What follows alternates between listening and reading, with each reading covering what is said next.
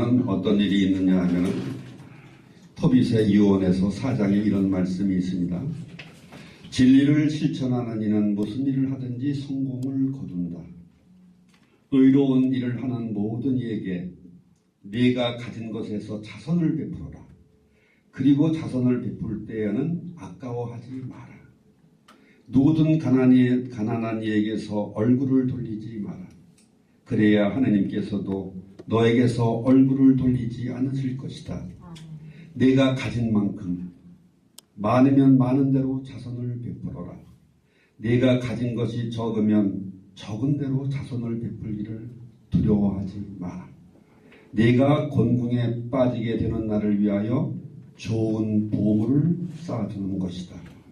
자선은 사람을 죽음에서 구해주고 암흑에 빠져들지 않게 해준다. 아멘. 사실 저는 이 말씀에 수혜자입니다. 제가 그 삶을 누리고 있습니다. 저는 정말 하느님 복받기가 참 쉬워요. 왜냐하면 있어서 요만큼을 주는 게 아니라 가난하기 때문에 가진 것이 요만큼을 줬을 때 내 것을 다 줬다고 하늘에 기록되니까 가난한 나는 참 자선을 쌓기가 참 좋아요. 근데 미국에서 그 유명한 석유 재벌 록펠러도 보면은 이 자선의 수혜자예요. 근데 억지로 해도 그 일이 되는 거예요. 록펠러가 죽기 전에 이런 말을 했어요. 나는 쉬운 5해까지는 돈을 버느라고 끌려다니는 삶을 살았다. 근데 쉬운 55세 이후 내가 43년 동안은 나는 누리면서 살았다. 근데 참 모순된 일이에요. 돈을 벌 때는 끌려다녀서 괴롭게 살았고 돈을 남에게 나눠주면서 자선을 하면서는 누리면서 살았다는 표현을 했어요. 이것은 어디서 기인이 되냐면은 그 10년 주기로 이렇게 자소전에 나와 있습니다. 록펠러의 나이가 33살일 때 미국에서 100만 장자가 되었어요. 43살 때는 미국에서조차도 갑부가 됐어요. 53살 때는 세계의 부호가 됐어요. 아쉬울 것이 없었어요. 근데 그 무렵에 그가 호지킨시병이라는 그 말기암 병에 걸렸었어요. 어머니가 아들에게 얘기를 합니다. 얘야, 너 그 많은 재산 어디다 쓸 거니? 죽기 전에 남을 좀 도와줘라. 그래도 말을 안 들었었어요. 근데 그가 마지막 엑스레이를 찍기 위해서 비서가 있는 휠체어를 타고 병원 복도를 지나가다가 병원 앞에는 현판을 보게 됐어요. 거기에 써 있는 것이 바로 이 말이었어요. 남에게 받는 것보다 주는 자가 더 복되다. 남에게 받는 것보다 남에게 주는 자가 더 복되다. 그래서 그 액자의 글씨를 음미하면서 지나가는데 어디서 여인의 울부짖는 소리가 들려요. 오른쪽에 원문과 앞에서 정말 이 볼품없는 옷차림의 그 여자가 그 악을 쓰는 소리가 뭐냐면은 자기 자식은 거의 죽게 생겼는데 병원에서는 입원 보증이 없다고 내치고 하는 상태. 그런 안타까운 상황을 그 순간에 목격하게 됩니다. 록펠러가. 그때 얼른 비서를 불러가지고서 네가 가서 나라고 하지 말고 저 사람들의 입원 보증금을 대줘라. 그리고 나서 입원했었어요. 그러고 나서 얼마 있다가 우연찮게 그 소녀가 태어나는 과정을 또 보게 되는 거예요.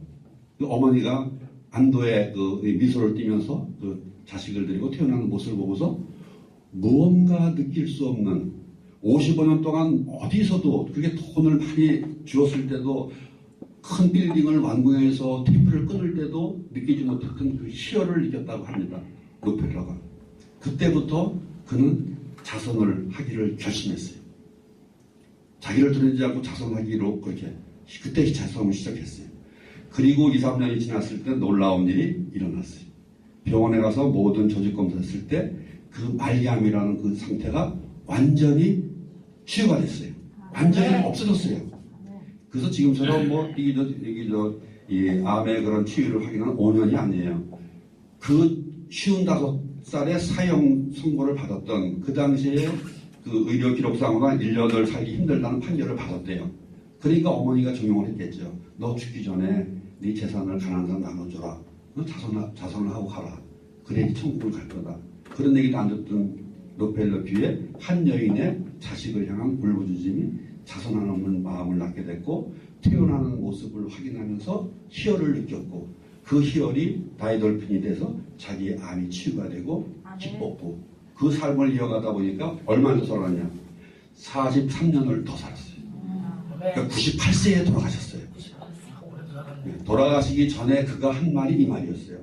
내가 55년은 끌려다니는 삶을 살았고 43년은 누리는 삶을 살았다. 여기 보십시오. 토비스에 나옵니다. 네가 공궁에 빠지는 나를 위하여 좋은 보물을 쌓아두는 것이다. 자선은 사람을 죽음에서 구해주고 암흑에 빠져들지 않게 해준다. 분명히 성경에도 기록되어 있습니다. 그뿐이 병을 낫게 해주는 것만이 아닙니다. 이 자선하는 사람은 나는 여기서 수고를 하지만 분명히 하느님은 공짜가 없습니다.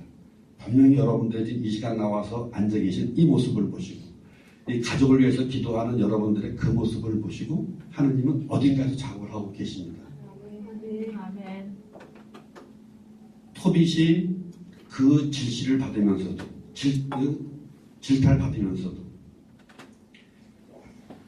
그 집안을 팽개쳐 놓고 그 사내립 그 아시리아 왕 때 죽은 유다인들을 몰래서 묻어주고 하는 것을 밀고 해가지고 쫓겨갔던 사람이 또 다시 와가지고서 또 그 자기네 동족을 묻어주고 지금으로 말하자면은 그냥 그 멸령에 봉사하는 거죠.